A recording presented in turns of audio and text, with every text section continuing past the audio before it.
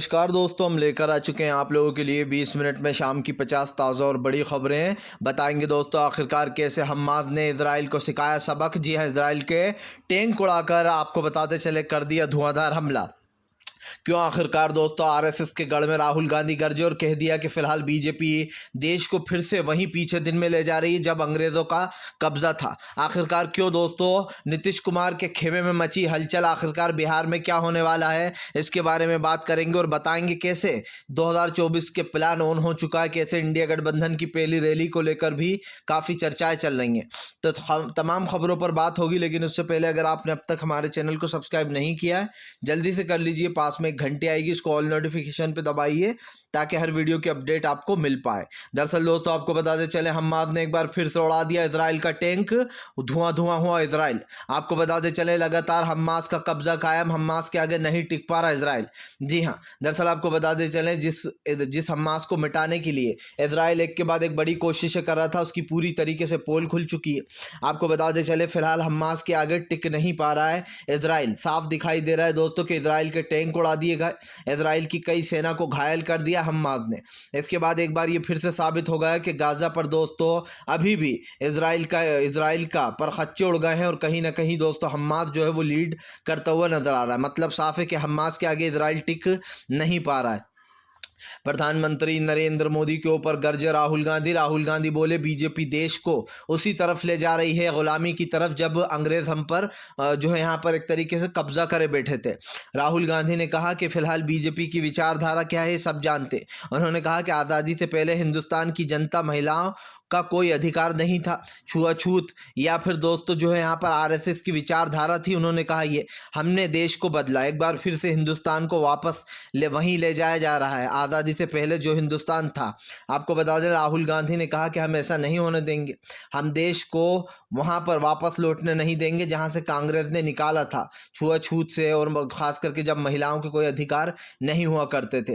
राहुल गांधी ने कहा कि जो लोग आज देश को गुलामी की तरफ ले जा रहे हैं हम उनसे देश को बचाएंगे। आपको बता दें चले दोस्तों शंकराचार्य ने लगा दी जमकर मोदी सरकार की क्लास, कहा राम मंदिर पर राजनीति करना बंद करो। दरअसल दोस्तों आपको बता दें चले शंकराचार्य उन्होंने अब कहीं ना कहीं जो है यहाँ पर विपक्षी दलों को भी घेर लिया और बीजेपी को भी, लेकिन उन्होंने ये नसीहत मेन बीजेपी को दी। आपको बताते चले शंकर स्वामी जो मुक्तेश्वर आनंद है उनका कहना है कि फिलहाल राम मंदिर पर राजनीति हो रही है, तमाम विपक्षी दलों को बुलाया जा रहा है। आखिरकार किसने क्या किया है देश के राम मंदिर के लिए जो उन सबको बुलाया जा रहा है, यही नहीं। उन्होंने कहा कि राम मंदिर पर राजनीति अच्छी नहीं है। कुछ विपक्ष खासकर जो राजनीतिक पार्टियां हैं वो इस पर अपनी आने वाले चुनाव की रोटियां सेक रही हैं और उनका इशारा दोस्तों बीजेपी की तरफ ही था। जाहिर सी बात है प्रधानमंत्री को के फोटो छापे जा रहे हैं, उनके होर्डिंग लगाए जा रहे हैं बड़े बड़े, और ये कहा जा रहा है कि प्रधानमंत्री की वजह से राम मंदिर बना इस तरीके से, जबकि दोस्तों सच्चाई तो ये है ही नहीं। आप भी जानते हैं सुप्रीम कोर्ट का फैसला आया, लोगों ने चंदा दिया जब कहीं राम मंदिर बना है, तो इसमें प्रधानमंत्री का तो कोई योगदान है ही नहीं, लेकिन बीजेपी ऐसा बता रही कि उसने राम मंदिर बनवाया। आपको बता दे चले दोस्तों आखिरकार फिर से एक बार जो है यहाँ पर दोस्तों आपको बता दे चले ईरान ने दे दी खुली चेतावनी, ईरान बोला बर्बाद कर देंगे तुम्हें हम। दरअसल आपको बताते चले कमांडर की मौत के बाद दोस्तों अब जमकर नारे लगे। आपको बताते चले कमांडर के जनाजे में उमड़ा जन सैलाब, अमेरिका इजराइल को मौत दो के लगे जमकर नारे, गूंज उठा तेहरान। दरअसल आपको बताते चले ईरानी कमांडर की मौत होने के बाद वहाँ पर जो उस कमांडर के जनाजे में लोग आए थे उन्होंने नारे लगाए, उन्होंने कहा कि अमेरिका और इजराइल को मौत दो के जमकर नारे लगे और दोस्तों पूरा तेहरान जो है वो गूंज उठा वहाँ पर। आपको बताया जा रहा है कि इसमें अमेरिका और ईरान उसका इजराइल का ही हाथ है कमांडर को मारने में, जिसके बाद घमासान मचा हुआ है और ईरान दोस्तों इस चीज़ का बदला ज़रूर लेगा, मुझे पता है आज नहीं तो कल लेगा, क्योंकि आपको याद होगा ईरान ने अमेरिका का हेलीकॉप्टर ही गिरा मारा था। तो अब जब वो अमेरिका से नहीं डरा था दोस्तों तो आप समझिए वो इजराइल से क्या ही डरेगा। इजराइल और अमेरिका दोनों को लपेटे में लेना चाहता है ईरान। अब आगे क्या होने वाला है ये तो आगे वाला वक्त ही बताएगा, लेकिन एक चीज़ साफ है दोस्तों कि देश जो है वो युद्ध की तरफ बढ़ रहा है। आपको बताते चले दोस्तों, फिलहाल एक बार फिर से जो है यहाँ पर राहुल गांधी के दावे से बीजेपी में मची खलबली। आखिर क्या होने वाला है राहुल गांधी की न्याय जोड़ो यात्रा में। दरअसल आपको बताते चले राहुल गांधी की न्याय यात्रा निकलने वाली है। राहुल गांधी की इस यात्रा में दोस्तों बहुत जल्दी एक बड़ा पैमाने पर जो है यहाँ पर काम होता हुआ हमें नजर आएगा। दरअसल आप भी जानते हैं कि राहुल गांधी की जो न्याय यात्रा है दोस्तों, इसमें एक बड़ा फैसला लिया जा सकता है। और इस यात्रा का दोस्तों एक मतलब आप समझिए कि फ़िलहाल जो चीज़ें हो रही हैं उसको लेकर कहीं ना कहीं लोग खामोश हैं। लेकिन आपको बताते चले दोस्तों, फ़िलहाल न्याय यात्रा में एक बड़ा फैसला भी लिया जाएगा। इस यात्रा के दौरान दोस्तों यहाँ पर हमें देखने को मिलेगा कि राहुल गांधी के साथ इंडिया गठबंधन के तमाम बड़े चेहरे नजर आएंगे, चाहे वो अरविंद केजरीवाल हो, ममता बनर्जी हो, नीतीश कुमार हो, तेजस्वी यादव हो या और भी दिग्गज नाम जो सामने आए हैं। लेकिन दोस्तों इस न्याय यात्रा का मकसद एक ही है कि 2024 से पहले इंडिया गठबंधन को बूस्टर डोज देना। लेकिन आपको बताते चलें इस गठबंधन को लेकर काफ़ी चर्चाएँ भी चल रही हैं। खास करके राहुल गांधी की न्याय यात्रा से पहले ही बीजेपी में भगदड़ मच गई है। भारतीय जनता पार्टी इस बात को लेकर टेंशन में है कि आखिरकार हो क्या रहा है और ये सब कुछ क्यों किया जा रहा है। आपको बताते चलें दोस्तों, फिलहाल एक बार फिर से जो है यहाँ पर काफ़ी कुछ बदलता हुआ नज़र आने वाला है। जी हाँ, आपको बताते चलें, दरअसल दोस्तों नीतीश कुमार खेमे में मच गई खलबली। बिहार में क्या होने वाला है आपको बताते चले दोस्तों, बिहार सरकार में इस वक्त खलबली मची हुई है। इसके दो रीज़न निकाले जा रहा है। पहला तो ये कि जेडीयू में टूट की आशंका दिखाई दे रही है। बताया जा रहा है लल्लन सिंह आरजेडी में जाना चाहते हैं। यही नहीं दोस्तों, कई और बड़े नेताओं के नाम सामने आए हैं जिसमें बताया जा रहा है कि जो नेता हैं वो लोग अब कहीं ना कहीं जेडीयू छोड़कर आरजेडी में जाने की वो कर रहे हैं कोशिश। लेकिन दोस्तों बात सिर्फ इतनी सी नहीं है। अगर बात ये होती तो तेजस्वी यादव नीतीश के साथ नज़र नहीं आते। अगर जेडीयू से आरजेडी में लोग जा रहा होते तो बात कुछ और है। हालांकि इस चीज़ को ये नीतीश कुमार ने कहा कि ये सारी खबरें बेबुनियाद हैं, ऐसा कुछ नहीं होने वाला। हमारी बैठक है जो हर साल होती है 2 बार। हालांकि तेजस्वी का भी इस पर बयान आया था जिसमें तेजस्वी यादव ने बीजेपी पर तंज कसा था। लेकिन सवाल ये नहीं है, सवाल ये है तो आखिरकार होने क्या वाला है। नीतीश कुमार ने क्लियर तो बताया नहीं कुछ, लेकिन एक चीज़ साफ है दोस्तों कि फ़िलहाल जेडीयू में कुछ बड़ा होने वाला है। या तो बड़ा बदलाव होगा या फिर दोस्तों कई नेता उनके जो एमएलए हैं वो छोड़कर जा सकते हैं और टूट की आशंका जताई जा रही है। आपको बताते चले दोस्तों, आखिरकार क्यों जो है यहाँ पर बदलाव का समय आ गया है। एक बार फिर से जो है यहाँ पर दोस्तों ईरान से हुआ, ईरानी ड्रोन से हुआ जो है यहाँ पर दोस्तों हमला। दरअसल आपको बताते चलें इजराइल पर जो है यहाँ पर दोस्तों ड्रोन से हमला किया गया। इजराइल ने आरोप लगाया कि ये ईरान ने किया है। आपको बताते चले ईरान के ऊपर इल्ज़ाम लगाया जा रहा है कि फ़िलहाल ड्रोन हमला उसने ही करवाया है। दरअसल आपको बताते चले अभी हाल ही में जो यहाँ पर एक हमला किया गया जिसके बाद ये मामला बढ़ गया है। सीधी सी बात ये है दोस्तों कि फ़िलहाल यहाँ पर काफ़ी कुछ हमें नज़र आ रहा है। एक चीज़ सबसे बड़ी हमने जो देखी वो ये कि फ़िलहाल ईरानी कमांडर ने इस चीज़ को खारिज किया। और सबसे बड़ी बात यह है कि ये जो हमला हुआ है दोस्तों, इसको लेकर कहीं ना कहीं एक अलग चीज़ आती हुई दिखाई दे रही है। आप भी जानते हैं कि फ़िलहाल ये एक बड़ा मैटर है, क्योंकि ये जो चीज़ें हो रही हैं इसको लेकर कहीं ना कहीं एक बदलाव की ज़रूरत है दोस्तों। और आपको बताते चले क्योंकि अब इजराइल में बदलाव तो हो नहीं रहा, तो इजराइल के ऊपर ड्रोन हमले ही हो रहा है। क्योंकि जब तक वो ख़ास कर दोस्तों आप समझिए लोगों को मारना नहीं छोड़ेगा, तब तक जो है ये एक बड़ा मैटर बन सकता है। और कहीं ना कहीं इस चीज़ को बदलने की ज़रूरत भी है। आप भी समझ सकते हैं कि फ़िलहाल ये मामला एक काफ़ी लंबा मामला होता चला जा रहा है। इस चीज़ को जो है यहाँ पर काफ़ी कुछ एक अलग अंदाज में हम देख सकते हैं। तो फ़िलहाल इस चीज़ को बदला जाएगा, लेकिन आगे देखते हैं कि आखिरकार इसमें क्या होता है। आपको बताते चले दोस्तों, आखिरकार जो है यहाँ पर आरएसएस पर भड़क गए। जो है यहाँ पर आपको बताते चले संजय रावत ने आरएसएस की लगाई जमकर क्लास। आपको बताते चले संजय रावत ने कहा कि राहुल गांधी ने जो भी कहा है वो सही कहा है। राहुल गांधी ने कहा कि संजय रावत ने कहा कि राहुल गांधी बिल्कुल सही कह रहा है, देश फिर से वहीं पर जा रहा है जब हमारे देश में दोस्तों आज़ादी नहीं थी।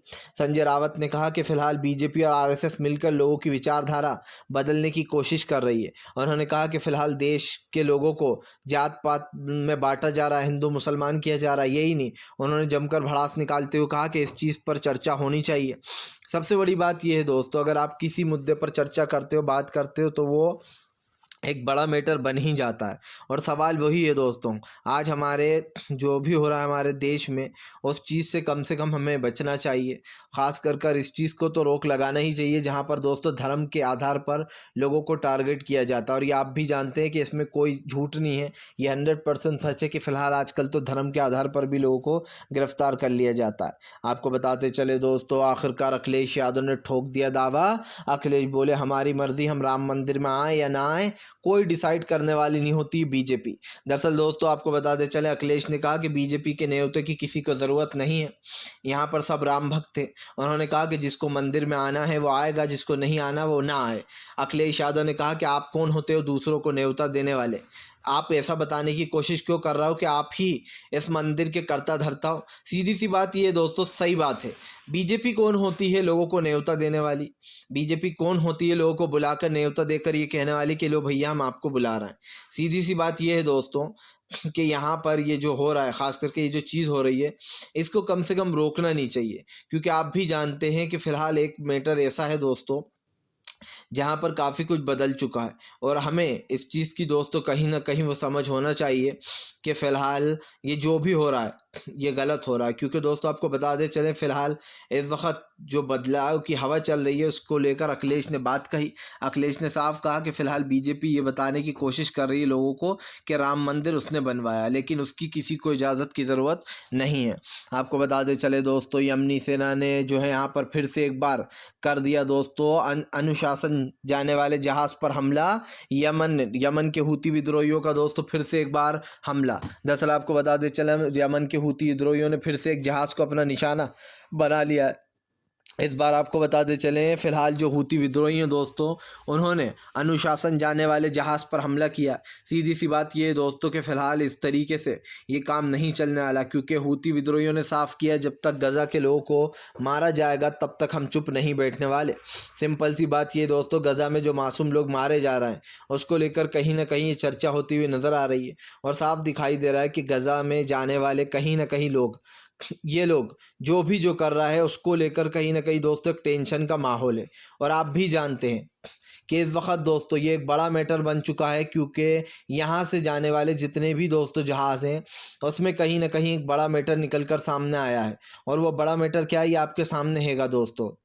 सिंपल सी बात ये है कि इस वक्त जो भी हो रहा है, जो चीज़ें हो रही हैं दोस्तों, उसको लेकर कहीं ना कहीं एक चीज़ हमारे सामने ये आई है जिसमें हमें एक चीज़ तो साफ़ हो जाती है कि आने वाले समय में काफ़ी कुछ बड़े बदलाव हो सकते हैं। लेकिन सिंपल सी बात ये नहीं है दोस्तों, यहाँ पर सिंपल सी बात ये है कि फ़िलहाल इन चीज़ों को हटाया नहीं जा रहा है। और दोस्तों ये जो चीज़ें हो रही हैं इसको कम से कम रोकना चाहिए। क्योंकि जाहिर सी बात है दोस्तों, यहाँ पर ये जितनी भी चीज़ें की जा रही हैं इसको लेकर कहीं ना कहीं एक बड़ा मैटर निकल कर सामने आ चुका है। आपको बता दें चले दोस्तों, आखिरकार क्यों राहुल गांधी की भारत न्याय यात्रा से बीजेपी में मचा है हड़कंप, मामला समझिए। दरअसल दोस्तों राहुल गांधी बहुत जल्दी मणिपुर से अपनी यात्रा शुरू करने वाले हैं। 62,000 किलोमीटर यानी कि दोस्तों 6,200 किलोमीटर ये यात्रा चलेगी। ऐसे में दोस्तों राहुल गांधी की भारत न्याय यात्रा, इसका मतलब आप समझते हैं चुनाव से पहले राहुल गांधी का बूस्टर डोज। इससे पहले अगर आपको याद ना हो तो याद दिला दूं, राहुल गांधी की भारत जोड़ो यात्रा ने उनकी छवि को तुरंत पूरा बदल दिया था। जो लोग राहुल गांधी को एक पप्पू बुलाते थे या फिर कहते थे कि राहुल गांधी महलों के राजा हैं, वो पैदल क्या चलेंगे, राहुल गांधी ने उन सबको झूठा साबित करके मोदी शाह को भी पीछे छोड़ दिया था। इतना पैदल चले, इतना तो छोड़िए, प्रधानमंत्री मोदी तो आज तक पैदल ही नहीं चले होंगे थोड़ा बहुत भी। लेकिन दोस्तों राहुल गांधी की इस यात्रा ने न सिर्फ उनकी छवि बदल दी थी बल्कि एक अलग ही माहौल बना दिया था। और यही कारण है जो अब राहुल गांधी की दोस्तों भारत न्याय यात्रा को लेकर एक बदलाव होता हुआ नजर आ रहा है। और दोस्तों काफ़ी कुछ जो है यहाँ पर हमें एक अलग चीज़ें दिखाई दे रही हैं और वो आने वाले समय में हमें देखने को मिलेगा भी। तो कम से कम दोस्तों इस चीज़ को हमें रोकना चाहिए, जो हो रहा है उसको भी, और जो ना हो रहा है दोस्तों उसके ऊपर भी हमें एक्शन लेने की ज़रूरत है। आपको बता दें चले दोस्तों, आखिरकार क्यों जो है यहाँ पर प्रधानमंत्री नरेंद्र मोदी के ऊपर भड़कते हुए नज़र आए जो है फ़ारूक अब्दुल्ला बोले जम्मू कश्मीर के हालात बद से बदतर हो चुके हैं। आपको बता दें फ़ारूक अब्दुल्ला ने कहा कि यहाँ पर रोज़ टारगेट किलिंग होती है।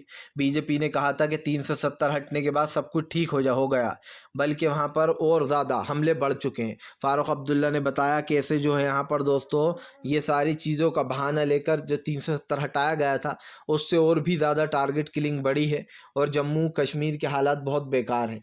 जाहिर सी बात है दोस्तों, आए दिन आतंकी हमले, कभी बेचारा कोई नमाज़ पढ़ने जाता उसको सजदे में ही मार दिया जाता आतंकवादियों द्वारा। अभी जो बेचारे एक पूर्व डीजीपी थे उनको बाकायदा नमाज़ पढ़ने गए थे, वो उनको वहीं पर मार दिया। एक पुलिस वाला बेचारा क्रिकेट खेल रहा था बच्चों के साथ, उसको वहाँ पर मार दिया। तो आप समझिए ये जो हो रहा है, ये जो आतंकवादी हमले हो रहे हैं, और इन लोगों का कोई दीन ईमान नहीं होता दोस्तों। आप समझिए कोई दीन ईमान नहीं होता, ये किस धर्म से हैं कहाँ से हैं इससे कोई मतलब नहीं है। ये लोग किसी को भी मार कर चले जाते हैं, इतने वो हैं दोस्तों ये लोग। और ये इसीलिए हमारे देश से आतंकवाद ख़त्म होना चाहिए। ये मुहिम कम से कम दोस्तों हम सबको भी चलाना चाहिए। आपको बता दे चले दोस्तों, फिलहाल आखिरकार जो है यहाँ पर कन्हैया कुमार का ने बीजेपी को जमकर घेरा। कन्हैया कुमार ने कहा कि नेहरू को गाली देने वालों, तुम पहले नेहरू के बारे में जान लो, नेहरू ने इस देश के लिए क्या बलिदान दिया है। दरअसल आपको बता दे चलें, कन्हैया कुमार ने बीजेपी के ऊपर हमला बोलते हुए कहा कि आज लोगों को कांग्रेस के नेताओं के घर पर ईडी और सीबीआई भेजी जाती है, लेकिन अगर उसी नेता का फ़ोन गृह मंत्री अमित शाह के पास पहुंच जाए तो गृह मंत्री अमित शाह के एक फ़ोन पर ईडी अपना रास्ता बदल देती है। मतलब कि अगर दोस्तों कोई नेता बीजेपी की तरफ हो जाए तो फ़ौरन ईडी अपना रास्ता बदल देती है। यही नहीं दोस्तों, अब तो बीजेपी बहुत ही आगे बढ़ गई है। अब उसने 2024 से पहले फिर ईडी के शिकंजे में प्रियंका गांधी को कसा है। दरअसल दोस्तों बीजेपी की गेम आप समझ ही नहीं पाते, और अगर समझ गए तो फिर इसका मतलब दोस्तों आप समझ चुके हैं कि राजनीति क्या है। बीजेपी उठा के देख लीजिए, हर चुनाव से पहले वो बड़े नेताओं को ईडी के शिकंजे में लेती है, ताकि दोस्तों वो ये इल्ज़ाम लगा सके कि देखिए इनके नेताओं पे तो ईडी का शिकंजा है, ये लोग कितने बड़े भ्रष्टाचारी हैं। मतलब बीजेपी लोगों के दिमाग में बात डाल देती है कि अरे देखो प्रियंका गांधी पर कभी नाम सामने आया, इसका मतलब प्रियंका गांधी भी घोटाले में शामिल होंगी, ईडी ने उन पर भी शिकंजा कसा है। तो ये सब कुछ बीजेपी जानबूझ के करवाती है ताकि बड़े नेताओं का नाम दोस्तों चुनाव से पहले आगे आ जाए और लोग ये चर्चा शुरू हो जाए कि ये तो भ्रष्टाचारी है, इन्हें वोट कौन देगा। तो आप समझ लीजिए, जबकि अगर आप बीजेपी के घर पर नेताओं के घर पर अभी छापा पड़वा दे तो दोस्तों आधे से ज़्यादा नेता ऐसे निकलेंगे जिनके घरों पर सब कुछ मिलेगा आपको। मतलब वो जो ईडी को जो चाहिए वो वहीं पर मिलेगा, या विपक्ष के यहाँ नहीं मिलेगा, क्योंकि अभी सत्ता में वो लोग हैं। और दोस्तों पैसा कहाँ जाता है ये तो आप भी जानते हो, ना इतने नादान हम हैं ना इतने नादान आप हो। आपको बता दे चले दोस्तों, फिलहाल ईरान हमाद और इसराइल की जंग में दोस्तों आखिरकार हार गया इसराइल को नहीं मिली सफलता दोस्तों। इसराइल का हुआ बहुत बुरा हाल। दरअसल दोस्तों आपको बता दे चले, अगर खबरों की माने दोस्तों तो खबरों में साफ छप गया पेपर में कि फिलहाल इजराइल हमास को टक्कर नहीं दे पाया, इजराइल की करारी हार हो गई है। दरअसल आपको बताते चलें, माना जा रहा है गाज़ा पर अब भी हमास की सेना का कब्ज़ा बरकरार है। यानी कि दोस्तों जिस गज़ा को हासिल करने के लिए इजराइल ने इतनी मेहनत की, उस गज़ा पर अब भी हमास का कब्ज़ा कायम है। इसका मतलब क्या है कि भी वहाँ पर दोस्तों पूरी तरीके से इजराइल ख़त्म हो चुका है।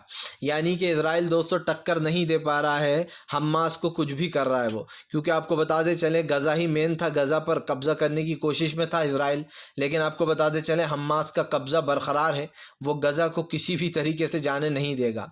मैंने तो आपको पहले भी कहा था कि इस लड़ाई का कोई मतलब निकलने वाला है नहीं, क्योंकि हमास को पीछे धकेलना इजराइल के बस की बात नहीं है। और ये बार बार साबित हो रहा है दोस्तों कि फ़िलहाल इजराइल इतनी बड़ी कीमतें चुका रहा है लेकिन उसको हासिल कुछ नहीं हो रहा है। ये आपकी और हमारे सामने हो चुकी है ये चीज़, तो कम से कम इस चीज़ को सभी लोग देख भी रहे हैं। आपको बता दे चले दोस्तों, एक बार फिर से जो है यहाँ पर बदलाव की हवा चलेगी देश में। केजरीवाल बोले इंडिया गठबंधन लोगों के लिए तीसरा ऑप्शन है। जो लोग इंडिया गठबंधन को वोट देंगे दोस्तों वो देश में एक बदलाव भी पाएंगे। केजरीवाल ने कहा कि फ़िलहाल आज लोगों को एक तीसरे ऑप्शन की ज़रूरत थी और हमने वो ऑप्शन दे दिया है। केजरीवाल ने कहा कि फ़िलहाल बीजेपी के सामने इंडिया गठबंधन ही जीतेगा, क्योंकि देश की जनता इंडिया को झुकने नहीं देगी। आपको बताते चले दोस्तों, इंडिया गठबंधन एक ऐसा नाम जो कहीं ना कहीं चुनाव 2024 के चुनाव के लिए तैयार है। सीधी सी बात ये दोस्तों कि देश का चुनाव बहुत बड़ा चुनाव बन जाता है। इसलिए बन जाता है दोस्तों क्योंकि देश में अब बदलाव की हवा चल रही है। आज अगर हमें बदलाव चाहिए दोस्तों तो हमें सरकार भी बदलना होगी। बीजेपी दोस्तों कल से लेकर आज तक सिर्फ आप समझिए हिंदुत्व के एजेंडे पर ही अपनी सरकार चला रही है और इस बात को झुटलाया नहीं जा सकता दोस्तों। कई लोग इसके जाल में फंस भी चुके हैं। कई लोग इसी बेस पर चुनाव वोट डाल देते हैं कि ये हिंदुत्ववादी पार्टी है और हमारे हिंदुत्व की रक्षा कर रही है, लेकिन दोस्तों वो लोग ये नहीं जानते कि कल जब उनके पेट पर बात आएगी तो वो लोग खुद बीजेपी के खिलाफ होंगे। फिलहाल वीडियो अच्छा लगे तो इसको लाइक करें, चैनल पर पहली बार आए सब्सक्राइब ज़रूर करें दोस्तों, ताकि ऐसे वीडियो आपको